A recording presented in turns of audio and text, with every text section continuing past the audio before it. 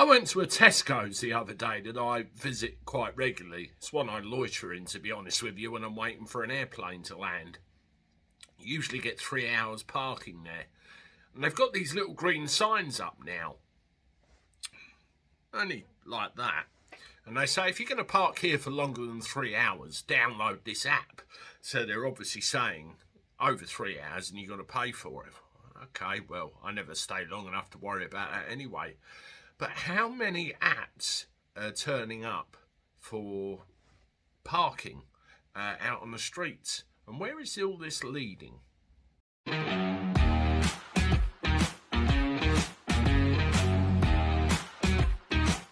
Hello everybody, welcome back to the channel. Hope you're doing all right. I'm not too bad, not too bad. Let me know how you are in the comments below and that everything's all right where you are. You know, I worry about stories like this for a couple of reasons. One, it's another way of tracking people, in my view. And two, how many people won't adjust to the change? I know I'm talking gobbledygook, so I'll come right to the point. We've got all these parking meters here, there and everywhere. Quite simple. Go up, put a nugget in, push a button, get a ticket for however long you want to park. Well, more and more, and I've brought you videos about this before, they're talking about doing away with the parking meters altogether and relying on apps on your phone. Now, there's several problems with this. I mean, someone like me, for example, okay, put an app on my phone, blah, blah, blah, blah, blah, done. I have a smartphone.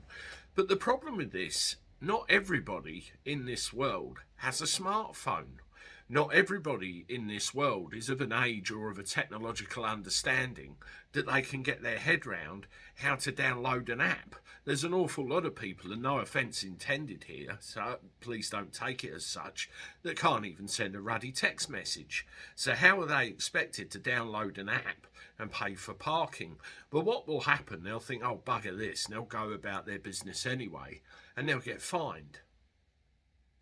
Not only that, when you're messing around, like if you've gone to a dentist appointment or something and you're buggering around trying to download an app you suddenly realised you've got to get hold of, you'll be late. It's a recipe for disaster.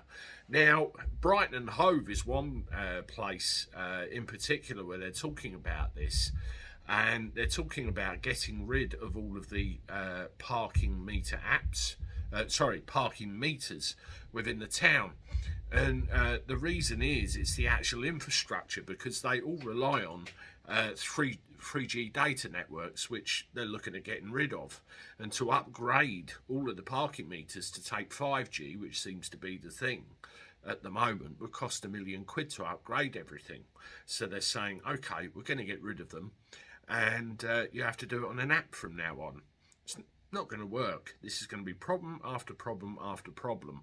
Now, the other thing as well, if you're in the middle of a street with an app on your phone and you say, right, I am in such and such a street at such and such a time, how do they know? Is that GPS tracking? Is that data then logged?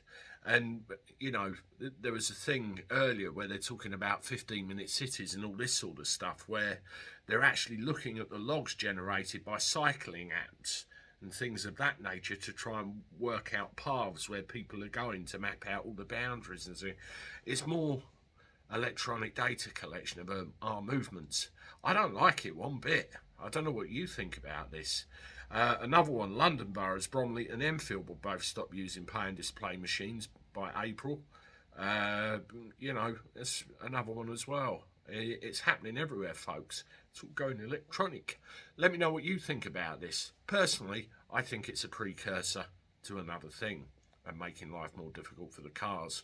I will be along with one more shortly. Put my tongue back in my head.